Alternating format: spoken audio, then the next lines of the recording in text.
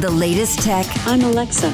I can answer your questions. Interviews. And we are evolving, and we are seeing an amazing opportunity that is happening.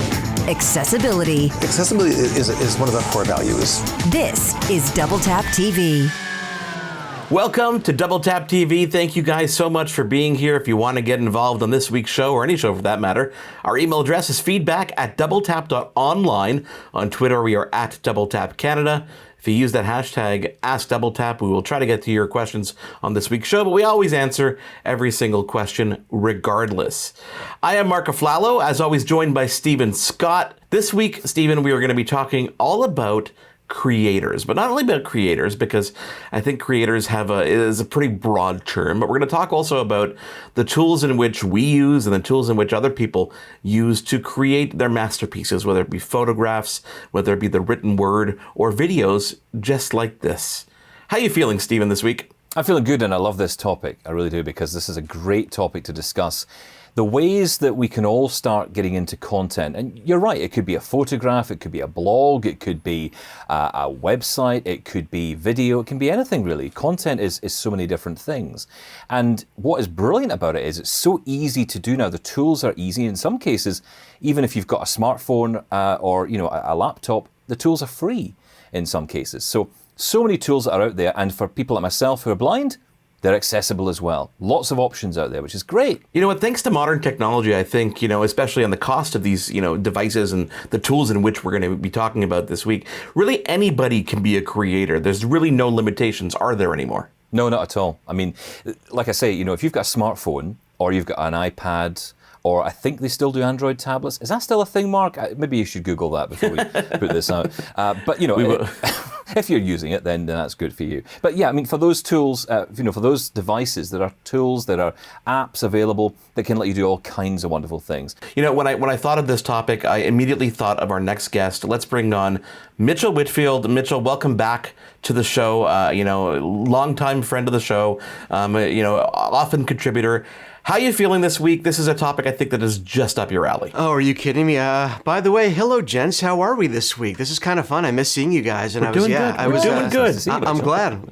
Thank you. Good to see you guys as well. And this is a great topic because it's accessibility within accessibility. I think having something that's open to everyone, being able to, and you know what? Part of it is, because I was listening to you guys talking when you started, and part of it is sort of like when I talk to my kids and I talk to my wife about my kids using social media. And we talk about back in the day, everyone wasn't aware of what everyone was doing every second. There's always that. For every great piece of tech, there's always a great way to use it. There's always a way to abuse it. But in the big picture, it's such a wonderful thing that anyone can have the ability to put themselves out there. And for me, having my background in film and television, where the only way to get yourself out there back in the day was for someone to hire you to be in a film or on television, this is incredibly empowering. And we're in a day, like Stephen said, we're in a day and an age now where the equipment, for the most part, can be stuff you already have. But it's not all for people who are creators, is it? I mean, or for people who want to become actors or actresses. It's about people who, want to get themselves out there in other ways, or maybe just talk about or create a group around a topic. This is what's wonderful about it. I've met so many interesting people, spoken to so many interesting people who've created content, from their living rooms, from their back bedrooms, whatever, that they've been able to create using that technology and reach such a wide audience. It's actually really powerful. In some cases, I'd maybe argue it's, especially when you look at some of the numbers these YouTube videos get, bigger than television. This pandemic is really proof positive that the technology in which we use has enabled us to do so much more. You mentioned sports. People are producing sporting events from their living rooms, from their homes in a time of pandemic. And that's thanks to broadband speeds. It's thanks to access to just computers and software sometimes on that end of things. You look at all the nightly talk shows. How quickly were people able to record stuff at home and create a production workflow that's digital first, thanks to the tools they had there. And some of those people were just using iPhones. Some of them were just using tablets and the things at their disposal. And we found different ways to use these tools so that we could create this content. So, this kind of leads me right into the direction that I want to go, which is I have a little bit of an admission. And we're gonna take a break, and we're gonna come back, and we're gonna talk about this, because there are tools in which I've chosen over the past couple of years. There are tools which you guys use, both you and Mitchell and Stephen, which we're gonna talk about. But I think I went so far down the rabbit's hole, but for a good reason, guys, for this show. It is Double Tap TV. Mitchell Whitfield is our guest this week. Stephen Scott with me, of course. I am Marc Aflalo. Let's take a break, and I'll let you in on my $21,000 secret. For more great Double Tap TV content, visit ami.ca/doubletap.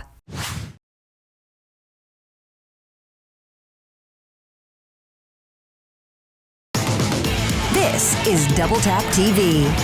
We are back on Double Tap TV. Thank you guys so much for being here along for the ride. Again, the email address, feedback@doubletap.online. If you want to get in touch with us anytime, please send us an email. Stephen is all over that. And on Twitter, we are @DoubleTapCanada. And if you use that hashtag #AskDoubleTap, we will get to your questions. Sometimes we get to them on the show, Stephen. Sometimes we don't. Stephen Scott joining me, as well as Mitchell Whitfield this week. We were talking all about, I guess we're talking about content creation, or just kind of the way the world has evolved, especially over the last 6 months during this pandemic. It really brings up and brings to the forefront how we use technology to our advantage to create great content. And, you know, I think, Stephen, you alluded to this kind of earlier when we were asking Mitchell, you know, have we gotten, is it oversaturated? Is the market oversaturated? And I look at my kids watching some of these YouTube videos, and I look at it and I say, yeah, I think so. I think so. Some of the stuff they're watching and that have 15 million followers just blow my mind. But I guess there's an audience for it, is there not? Oh, absolutely. And I think it's interesting. There's one space, though, that I don't think there's enough content. And I think it's the one we're in right now, which is the one where we talk about accessible technology for everyone, but especially for those who are disabled. I think that, you know, this is a space which weirdly hasn't been picked up on. I don't know why that is. I don't know what the reason is for that, but that's not a saturated market. But we are going to own it, Mark. It's our corner. But it's our job to oversaturate it, Stephen. We will. We will do it. That. I mean, yeah, exactly. We could just keep talking and talking until someone cuts us off. I'm used to that. I am married. But I think there's another side to this, which is the content itself. And I think this is really important because, you know, a lot of people want to dive in and they, like you're saying, Mitchell, they want to spend money. They want to go and buy kit. What should I buy? What microphone should I have? And what camera is best? And you see all these videos on YouTube, you know, which is the best camera for vlogging on YouTube or all that. The truth is, you've got to get your story first, I think. You've got to know what your content is going to be. You've got to set that stall out first. Use the kit you've got, because I guarantee you, some of the most powerful content I've come across in the past few years has come from somebody on their phone. Think about all the videos we've seen recently about protests in America. A lot of these protests we're seeing, a lot of the footage we see is shot on an iPhone. Nobody's watching that thinking, oh, if only they'd shot it in landscape. You know, nobody's thinking that. They're too busy watching the content, aren't they? So it's about the content first. That's important. And then you, as you say, you'll begin to realize very quickly the power of the smartphone in your pocket. I really want to talk about the actual tech itself, because you bought this monitor and you bought it for a reason, because Correct. You're working off a MacBook like most people are working, because I think this day and age, you know, creators tend to still lean towards the Apple operating system for stability and just for the tools that are out there. But that's another argument for another day. We can No, it's because it's the best machine Windows on the versus... market and it's the only one to buy. Come on, Mark. Well, I was going to say, well, it's also Exactly. because Apple has no true PC in between the Mac Mini and the Mac Pro, which is a pretty big gap there. So I think that's why a lot of people also use their MacBook Pros as their home desktop. But go ahead. Yeah, that's right. Yeah. So tell me about that monitor that you got, why you got it, and what you're doing with it. Well, you know, I held off from I call it my big boy monitor. It could be your big boy or your big girl monitor. You know, as Mark has probably said, or if he hasn't said, we do a radio show together on Sirius XM, shameless plug here. And we have been using our home studios a lot more recently, of course, because of everything that's going on in the world. And I realized as I was, you know, forget about when I was doing traditional video content, but even just doing the show and needing to have all the information in front of me. And I realized, who would have thought that a 27-inch monitor wasn't doing it for me? Most people are doing dual monitor setups. So especially if they're producing a radio show or something, or if you're doing a blog or, any sort of podcast from home. And in order to have all that, I want to have a web browser open. I want to have the audio software open. I want to be able to look and research and and to do this, a 2-monitor setup is usually best. Well, I didn't want to do a 2-monitor setup in my office because it took up too much room. So the next best thing was getting one of the ultra wide screens, one of these 34-inch super wide screen monitors that started off being basically made for gamers and then made their way into the productivity area. So I was worried that my wife was going to see this behemoth on my desk and go, "What have you done?" I got it here. I wasn't sure I was going to keep it. The second I hooked it up, Mark, and this is an LG 34-inch 1440p native monitor. Didn't necessarily need the 4K. 1440p for a lot of people, especially that are looking at gaming consoles right now. 1440p is brilliant, by the way. Sweet spot for me in terms of performance and speed. The second I set up this 34-inch widescreen monitor, I thought to myself, how have I lived without this for this long? Because suddenly, as I was saying, messages are now open, web browsers open, recording software is here. If Mark and I are Zooming or Skyping during our radio show because he's in Canada, in Montreal, I'm in Los Angeles, perfect sort of situation. I got used to this so quickly. And I think there's a large majority of people that see this monitor and think, oh, that's just for gamers. And even some gamers go, I don't need to see that much on my desk. Once you get a hold of it, if you have any need to have multiple windows or have toyed with the idea of getting a second monitor, a single widescreen will take up much less real estate and make you so much more productive. And having that curve, which again, a lot of people think is a gimmick, it really isn't, both in terms of glare and in terms of having that larger palette to deal with, but taking up smaller space because of the curve. You bring up something very interesting there, which is the fact that you, and both of you, and Stephen, I'm going to lean on you with this one, is you both use your laptops as your main machines, which is, you look down at a laptop, you're actually looking at, that external monitor. And I've argued over the need for external monitors forever, but you're using laptops. Does that give you enough power to do what you need to do, Stephen? Oh, it does. And the thing was, the reason I don't use my my MacBook as a main machine with the screen as it is because I hate the keyboard. I've got one of the previous generation 15-inch MacBook Pros. So, I've got the one with the terrible keyboard. I bought it 3 weeks before the new one came out. 3 weeks. Am I insane? Don't you love that? Yes. Oh, I know. It was so annoying. But interestingly, to your point, Mitchell, I did exactly the same. I bought one of these 34-inch ultra-wide monitors as well with the curve. This one from BenQ. I think that's how you pronounce it. BenQ, right, okay. And I've got to tell you, I love it. And there's one thing I found about it I did not realize. It would never have occurred to me had I not actually played around with it, had I not had it at home to try it. One of the things I use, and the reason I use a monitor like that is because I can zoom in on it. I can use the magnification software that's built into the Mac straight off the bat. I can zoom in and I can see. And that's really the only way I can use a monitor. But interestingly, because of the width of this, I'm able to zoom in really far into the screen, but I can still see a decent amount of the screen. Whereas when you do this on a normal monitor, say on a 21-inch monitor, you actually lose so much. You're kind of zooming in so much, you maybe only get a word on the screen. But now I can get a full sentence on the screen and it's zoomed in at the same time. So when you think about, editing with Final Cut, or you're thinking about doing a Word document, or you want to quickly check that message that's been sent, you can just do that very quickly and you can see it. And that width really does help. The curve is brilliant because it wraps it around you. For someone like me who pretty much has my head against it, it's great because it just I'm enveloped in screen. So I kind of like Stephen, except I waited because I lease my computer equipment. I waited and I got the 16-inch MacBook Pro. I was very excited for it. Get that new form factor, the new processors. I maxed everything out. I bought that computer, but come COVID, come time to really hunker down and do a lot of editing for a lot of different shows and a lot of different things, I ran into a stumbling block, and I'll tell you all about it after we take a quick break. It is Double Tap TV. Mitchell Whitfield joins us, Stephen Scott as well. I am Marc Aflalo. We're back in just a moment. For more great Double Tap TV content, visit ami.ca/doubletap.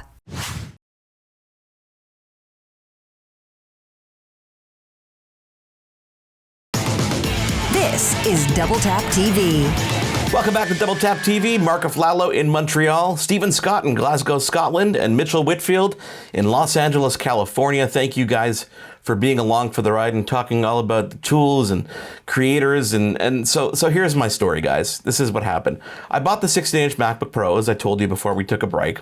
And, hunkering down with a couple external monitors at home without access to a lot of the tools that I normally had at my disposal, I ran into a lot of stumbling blocks. I was trying to render a lot of stuff at a time. I was trying to edit, 4K video. And I found that even this machine, which I put a lot of, 64 gigs of RAM in here, 4 terabyte hard drive, the max graphic, everything I could max, I did on this machine. And I still felt like I was stumbling. And I was, being held back because of the technology. Now, had Apple had a non-Mac Pro model, I don't know, Mitchell, you talk about a Mac Mini Pro, for example, I probably would have gone down that route, but I didn't. And give me your argument about what's missing there, because you feel there's something missing in that Apple lineup. Oh, absolutely. And listen, Apple has you covered. If you want a device with a screen, whether it's a laptop from their Mac or MacBook Pro line or MacBook Air, or an iMac, an all-in-one, you're set. They have many different sizes, many different price points, starting with the Air, which I still think is one of their better values. Value and Apple are not, two words that usually go in the same sentence. And that really plays true into their desktop line as well. Some people, like myself, just want a computer without a screen, because I like to bring my own screen, like the 34-inch that I just talked about, to the party.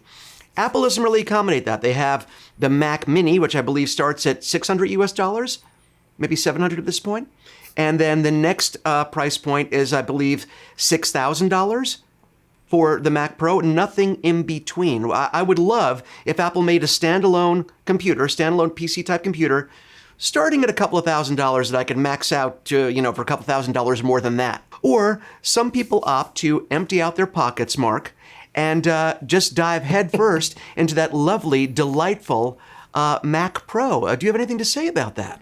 I do. So this is what happened. I took a lot of time during COVID and during all this work going, I need a computer that is going to be able to keep up with my workload and my workflow. So, I designed childishly, said, hey, let me design the Mac Pro and see what I could possibly do here. And when you get a configuration that's $10,000, $12,000, $13,000 Canadian, you're like, this is ridiculous. Like, I can't spend this money on a computer. But then you realize, this is my livelihood, and I this is what I do for a living, and people are paying me, to produce content like this and produce other content. Maybe there's a rationale here. So I reached out to Apple. I said, if I were to lease this machine, is it even real? Is it realistic? And guess what? It was. It was realistic, and it is realistic. And thanks to a $18,000. Oh my God, my head is going down here. I'm sorry, could you repeat that again, Mark? I couldn't quite hear that. $18,000 configured Mac Pro, which I have to reinforce, guys. I'm not paying $18,000 for this machine. I lease it after 3 years, it goes back and I get something else. But I understand now why large companies and people who are really serious about doing what they're doing use computers like this, because you're talking about 16, 24, sometimes 36 cores of processing power, amazing amounts of not only storage but RAM and memory and acceleration on the video side. You can really do a lot and do a lot at the same time. So that's why I opted for it. And I honestly, looking back, I don't know why I didn't do it sooner. I wish I probably hadn't got my MacBook Pro, sorry. I wish that, maybe that money would have been saved and I would have just, hey, get a small MacBook Air or something that I can use just for, travel and stuff like that. But I, did not realize that I'd be locked down at home. But I spent that money. I'm happy to have spent that money. Thankfully, it's a lease and, didn't come straight out of my pocket immediately, because I don't know about you, but I don't have that cash lying around. But definitely a computer worth the value or worth the money that's there. And even when I configured a PC, when I configured a Windows computer, and I tried to price it out, when you want to get that processing power, you end up getting towards that price. So it made sense for me to go, a lateral change operating system wise, but a major boost across the board in terms of performance. I think that's the point, though, isn't it? That you kind of think, people often say this about Apple products, they're very expensive, everything costs so much money, and yes, they do. But then look at Dell XPS, which is your equivalent, I guess, on the PC side. It's the same price. Your top-end MacBook Pro, or not, maybe not top-end, but certainly the entry-level MacBook Pro, maybe the one up from that, is roughly the same price, which is what you pay. And of course, you can configure those up as well if you want. But what I'm interested in is, I spent, when I think back, I spent 6,500 Canadian on my MacBook Pro. So, I could have just saved a bit more, and I'd have got myself a Mac Pro anyway. So I mean, we're kind of, if you're spending that kind of money, maybe it's worth just holding on and getting. How are you finding it in terms of the performance in comparison? Yeah, that's what I was to going to MacBook ask. Pro, though. Yeah, I'm finding, honestly, it's a night and day difference, especially when you are rendering things and still being able to use your computer for other tasks at the same time. So I could be rendering a 22-minute episode, a 24-minute episode of Double Tap TV while recording a podcast or recording something else, kind of off to the side, and I do not notice any kind of performance degradation. Obviously, I also can edit raw 4K files, 6K files, 8K files like they were just butter. So the performance is definitely there. And I don't think this is, if I had the cash to buy this and own it, this would be mine for the next 10, 15 years before I'd ever look at doing anything other than upgrading it. But, due to the fact that it's just not attainable that way, most people are leasing these devices. Most people look to those financing options to be able to get their hands on things that would normally be unattainable.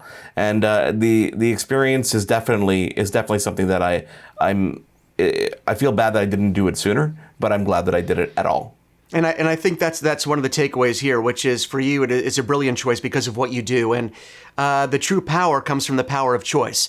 Being able to do whatever you want in terms of a workflow and not be bottlenecked by your CPU, your GPU, your computer's bandwidth in general internally.